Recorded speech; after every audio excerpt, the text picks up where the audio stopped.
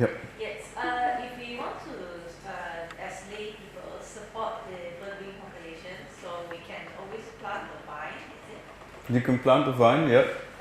But so What if other you were insects does it attract aside from? no, nothing, I think, because it's a very poisonous vine actually. So there are only very few insects that can eat it, and the ones that do eat it are not insects that are annoying for people. So mostly beautiful butterflies actually. So it's a good idea to plant it.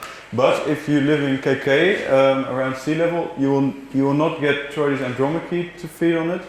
But there will be other birdwings, so Troides amphraisis, or the common rose, Pachyopta. I think that could be done in the backyards, I guess. So there are other similar butterflies that will feed on it, and you will definitely be boosting their populations around your garden or kibun or wherever you want to plant them. Yes. What is the name of the vine again? Aristolochia.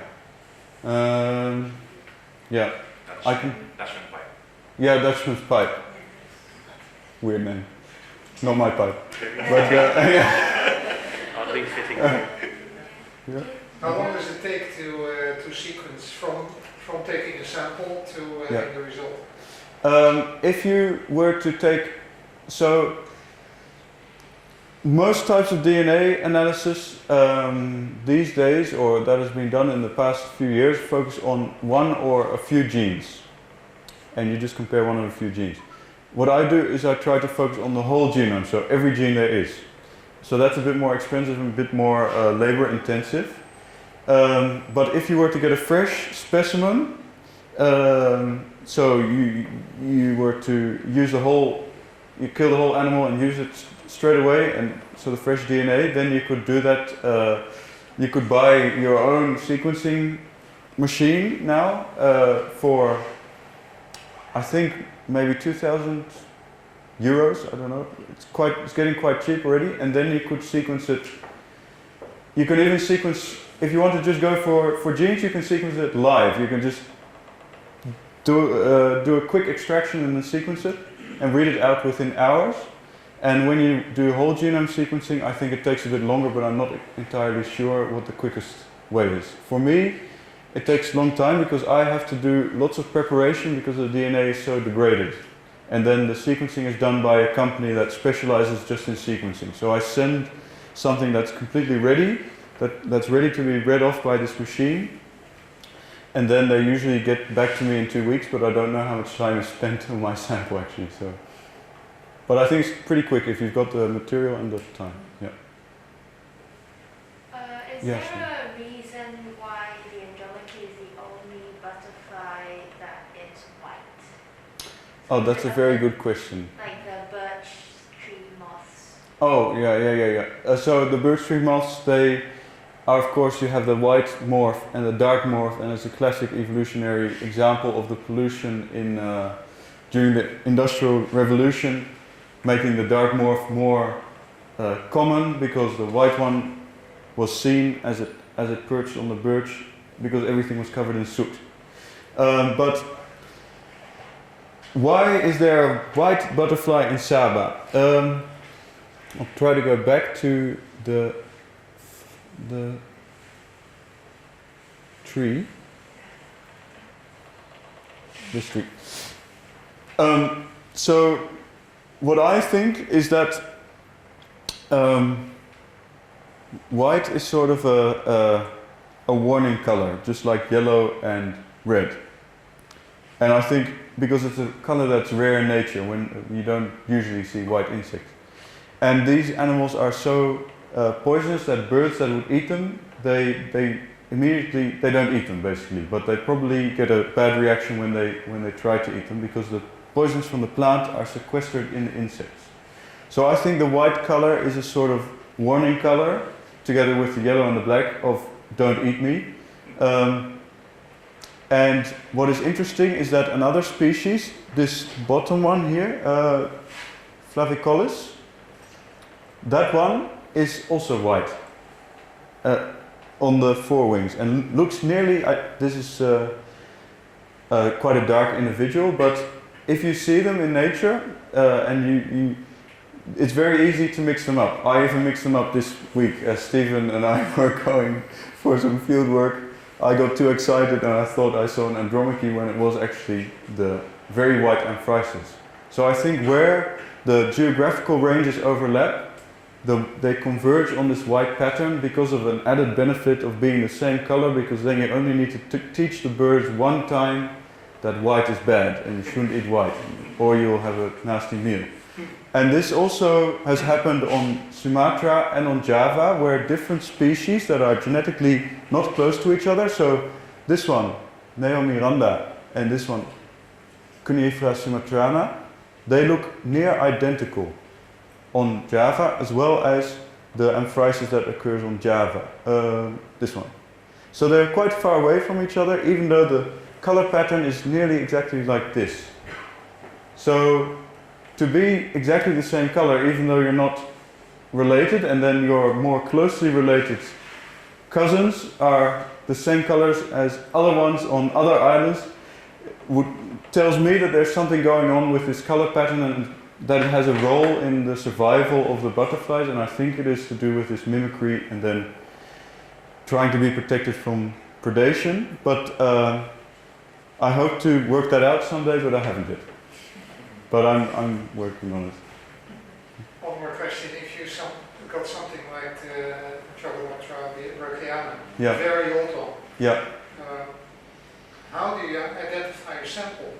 Because now you've seen it's quite difficult to actually have something preserved. I can imagine it's preserved in resin or something like that. Well, they're actually all dried, thankfully. So they're all of them were collected for the show cabinets in the 19th century. So yeah, in the 19th century. But how do you find out that there was already one in the omnibus? Where do you get that sample? Okay, yeah, that's so with the dating, it's more of a dating question, and that's very complicated. And how you do that is there's two things you need. You need a fossil of some kind of butterfly, and you need to know where exactly or where you think that fossil sits on the tree, and then you need a rate of change. And the rate of change is sort of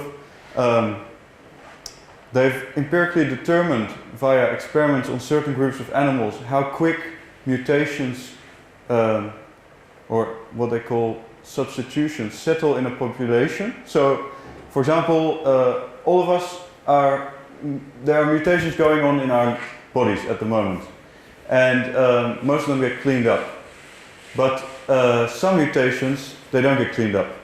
And actually in the human populations, most mutations come from old men that still reproduce. So they give mutations. And mutations may be good or may be harmful, or they may not do anything at all. Most of them just get cleaned up in the biological cycle. So if they're really bad, then no progeny results from reproduction. But if they're good, they may stay. But if that mutation stays and it becomes so advantageous to have it, and it turns out that most of the population will get that mutation, then that is something that's really rare. And you can sort of, there are sort of guidelines, or not, the word's not guidelines, but sort of average rates for certain groups of genes in insects that have been determined. So for certain genes in the mitochondrion of insects, it's I think a 0.001 substitution per million years. So you've got a rate, even though it's a very low rate. And then you need the fossil. So there's no birdwing fossil, there's a fossil way back here somewhere on this tree, in another butterfly, because fossils in butterflies are very rare. But if you know where that fossil sits in the tree, you can start calculating back with the rate, and you know from the fossil, you don't know how old it may have been, because there's a chance that it may be very old and you just haven't found that rock yet. But you know that it's definitely not younger, because you've checked many rocks and it's never been any younger, and You don't find any fossils, so there's a sort of distribution of certainty you can place on that node with that fossil, and then you can calculate back and get these things. But that's also why the error bar is quite big. Yeah. That's how it works with seashells as well. Yeah. Essentially, those are better preserved normally, so I just wondered how common it was to find preserved arthropod. Oh yeah, no, very rare. So there are 5 fossils of butterflies in this group of butterflies, and they are so they're very precious, and they were used to date a larger tree, and then I used their data to date my tree. Can the different subspecies theoretically mate? Are they like dog breeds, or are they much more distant? Well, that's also a good question. So I think they can still interbreed, and there's even been cases of hybridization between, for example, this species and this species, I think. But it's very rare, but it does happen, and people have caught them, and based on the wing patterns they have said, okay, this is a hybrid. So there's many species concepts in biology, as you may know, and the most famous one is if it can hybridize and the hybrids can still produce young, then they're not different species, and if they cannot if they hybridize and the species cannot have young itself, then they are different species. But there's about as many species concepts as there is taxonomists, so it's a very complicated problem. So the fact that they hybridize, or sometimes hybridize, may not be the only thing that you can say, oh, this is different species, this is not.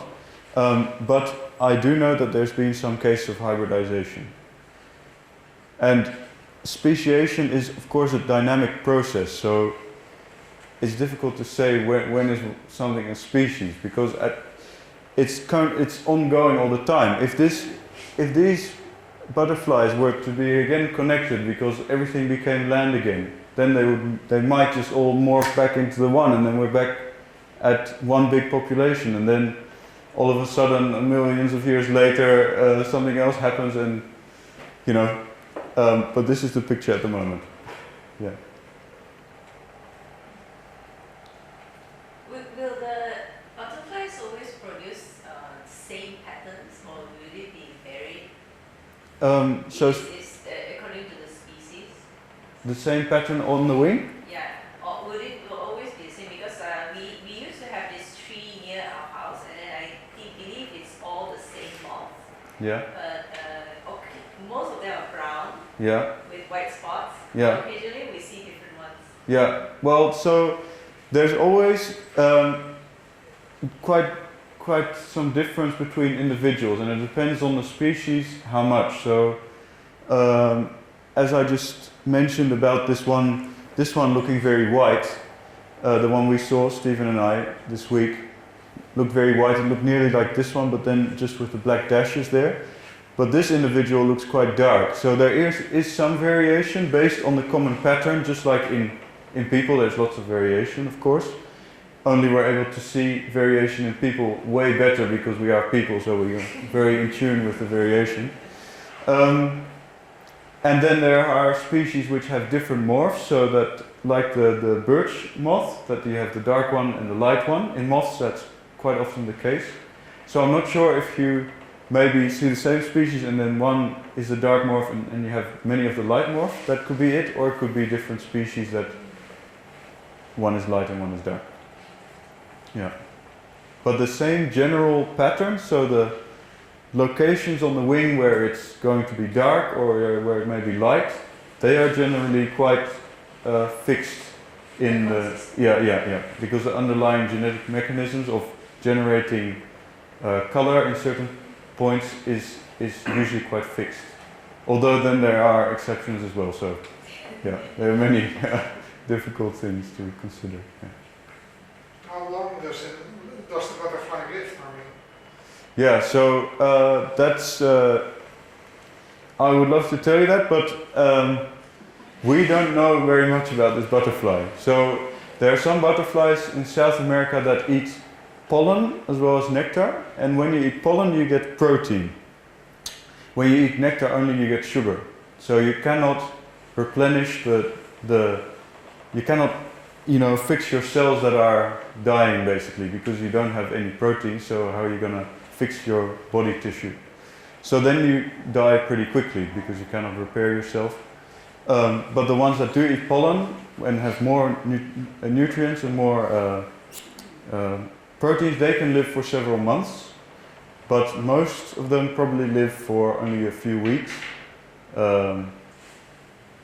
But I wouldn't be able to tell for the birdwings. I don't think they eat pollen, but do you know how long they would live?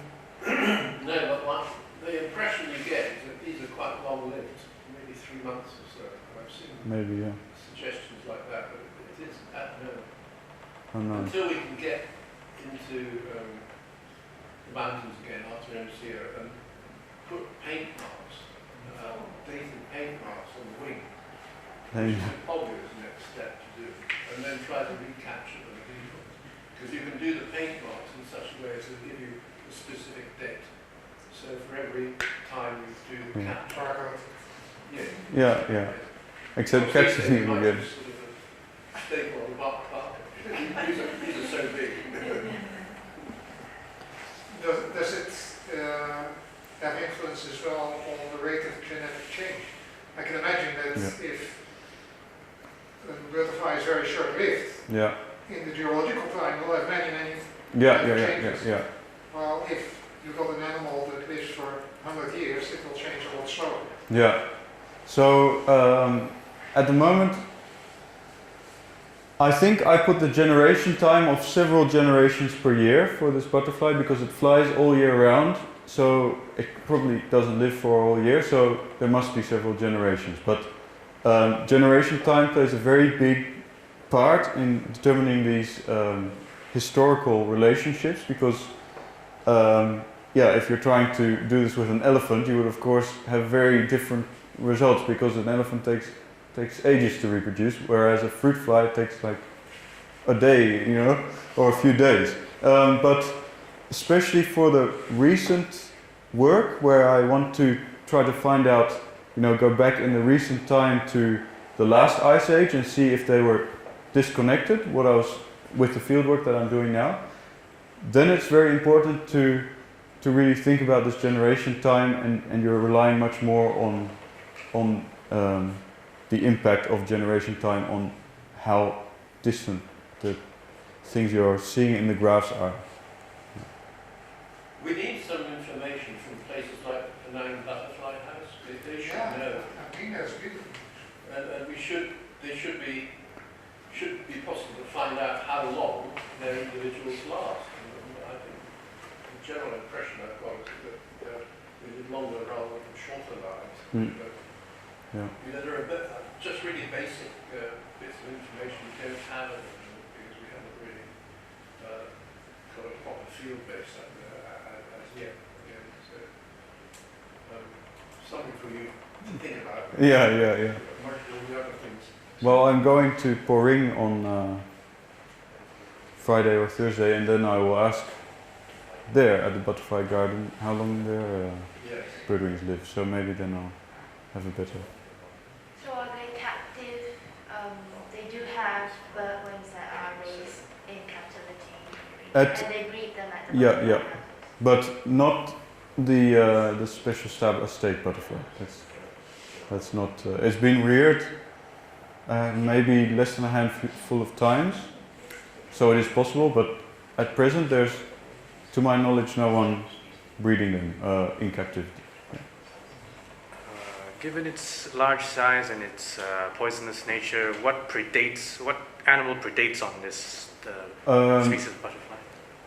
So, to my knowledge, there are no predation records. I don't know if you know about predation records, but I think there are some things that would prey on it.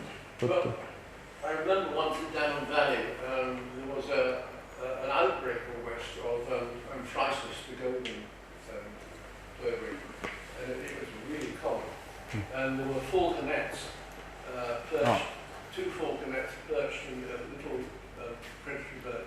perched in a nearby tree, and they were feasting on the things, Ah, which is all against all the rules. yeah, it's against the rules. So whether the falconets have got ironclad stomachs, Yeah. but we do know that these the food plants are poisonous, the host plants are poisonous, because there are cases where the more enterprising of some clinics, for health and well-being of humans, have produced solutions of the Aristolochia vines.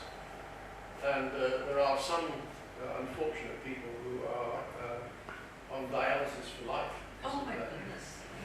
You can really go badly wrong if you on this. And that shows, at least for the human body, which is very different from the insect one, but these plants are poisonous. And the weight of evidence is overwhelming. This burdens are avoided by predators. Yeah. So even in the field, when you see ashy drongos, they sit there waiting for prey to fly past, and then they dive off and get it. And then I've seen big moths like Lissa, there's a big moth, flying out of cover and being instantly swooped by the drongo and getting eaten, but at the same time you can see the birdwings just sailing past without a care in the world, and they're not afraid of the drongos, at least, so I don't think they're really actively hunted by them.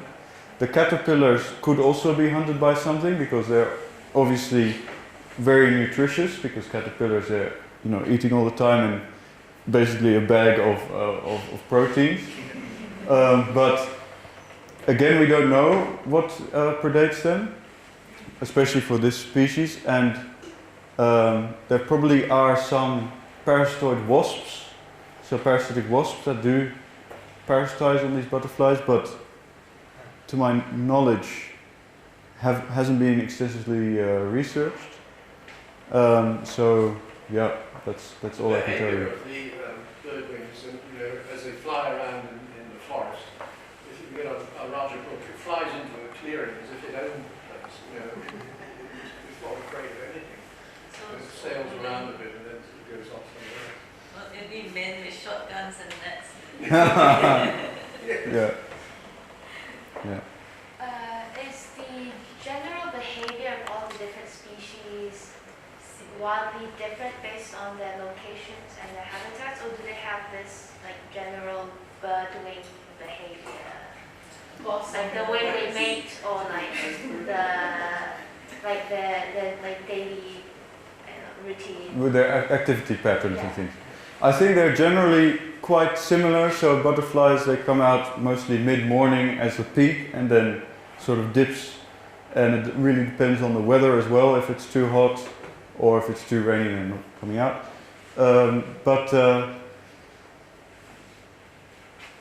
As from the answers about the predation and things, there's not much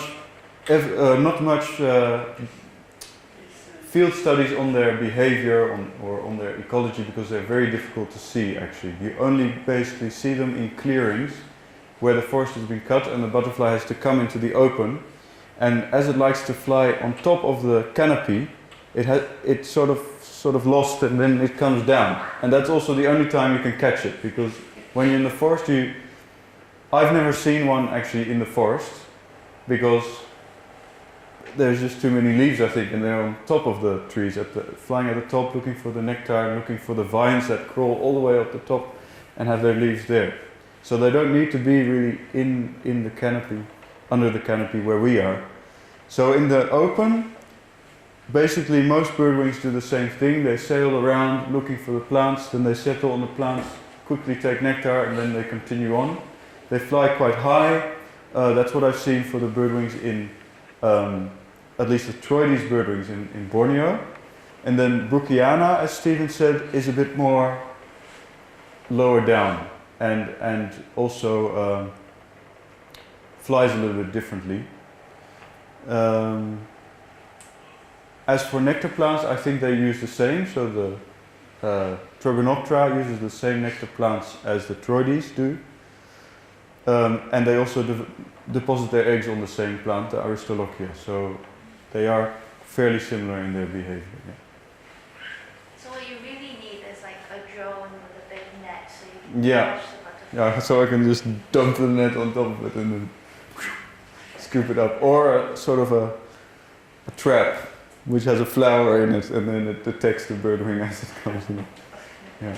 But right now it's just hours of looking and seeing nothing, and then usually once an hour one comes. So it's really quite hard to catch them. So you spend a lot of time in the forest or in the clearings in the forest just looking around, and then when it comes it's absolute stress because they're very smart actually for a butterfly. You know, most butterflies are sort of flapping along like this and they don't really know what I'm doing, and when you're trying to get them you can have several goes because they're not very quick.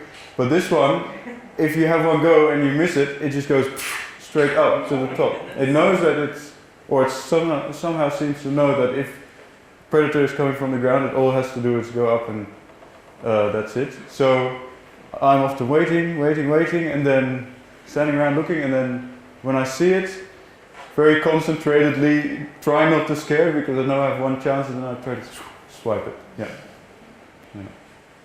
So, but it feels very good to let them go at the end because a lot of insect research is basically collecting specimens, and it's important in insect research because we know so little about insects that we basically, if you don't have the specimen, you often don't know exactly which species it is. You need to really look at the genitalia to tell.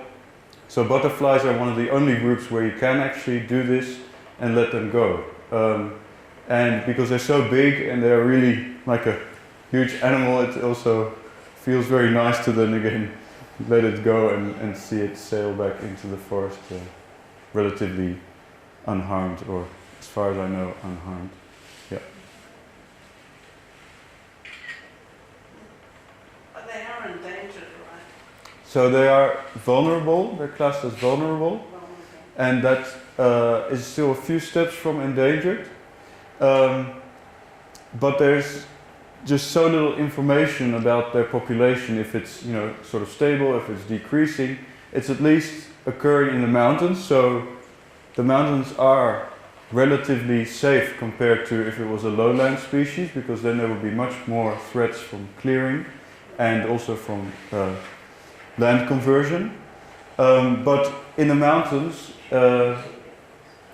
it has much smaller size of land area where it can potentially occur. So any land that is lost is then perhaps more significant impact. And also with climate change, we don't know exactly how sensitive it is to the changing climate. So the general thinking for mountain species is that if you're restricted to the mountain, to a certain elevational zone, then you really need to sit in that climate. So that if the climate changes, you can either adapt, which would be sort of unlikely because it needs to happen very fast as the climate is changing very fast, or you can track up as your climate goes up, but a mountain only can go up to a certain point. So the species that are up at the top, their range is shrinking. And what we know from Kinabalu is already in the last, I think, 40 years, the moths have moved up, I think, 100 plus meters. The assemblages of the moths have gone up. So they've caught moths at certain elevational locations in, I think, the 80s or 80s, and they've done it again in sometime in the 2000s or 2010s. Oh, in the 70s and then the 2010s? Yeah. And then they saw that the communities, as a general, shifted upwards at least for 100 meters or maybe more. So there's already seems to be an upward shift. So, yeah, that's not good news. One of the puzzles is why Andromedy should be confined to a very definite altitudinal zone between 1,000 and 2,000 meters.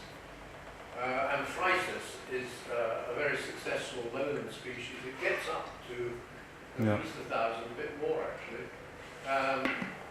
But the irony is that it looks as though, in a way, Andromache has been pushed up into a very undesirable zone for a butterfly, because butterflies, including Andromache, are dependent on sunshine. They only fly really when the sun is out. Around 1,500 meters on Mount Kinabalu, they fly from about 10 o'clock in the morning to 2 o'clock in the afternoon. But most of the time, the mist comes out, and it starts raining and all the rest of it. So for something which is dependent on the sun, it's the wrong place to be. So this is a puzzle which we suspect has something to do with competition, perhaps, between species. It could be. I'm not sure. Yeah, there could be different things. It could be competition, of course, but yeah, it could also be that the Amphrysys has some sort of advantage, some derived character that makes its development more suitable in hotter climates, or it can develop in a different range of climates, and that Andromache can only develop in a certain climate. But it could also be very linked to their host plants. So maybe Andromache only does really well on the Aristolochia that occurs on the mountain, and maybe Amphrysys is more generalist and can go for different Aristolochias and can therefore go from sea level up to the mountain. So there are many different things which could be at play, and also if we look at all of the different ones on the map, oh, not this one, you can see that really Amphrysys is ranging all across, even on, I didn't color that in because I didn't sample these ones, but they also occur on these islands and also on small islands that are very low-lying and really lowland places, whereas most of them are in the mountains. But in this species, for example, one subspecies occurs in the lowlands and one in the mountains. And I think that might be two different species, but that's another thing. But there are so many different ways of tackling this habitat habitat and life history at different altitudinal zones that I don't know if it would be competition. Also, Andromache is the earliest diverging of this group, so it's the first one to split off from the rest, right? When they get into Sunderland, onto Borneo, and then this one is the first one to split off, and then this was the next one, this was the next one. And only the last one is the one that occurs everywhere in the lowlands. So I think they might have historically been more of a mountain thing, and then went to the lowlands instead of being pushed up to the lowlands. But I don't know this for sure, because these ones also occur in lowlands. And a lot of the Ornithopteras occur in the mountains. So there are all these different things going on there. So that's still quite complicated, as biology often is.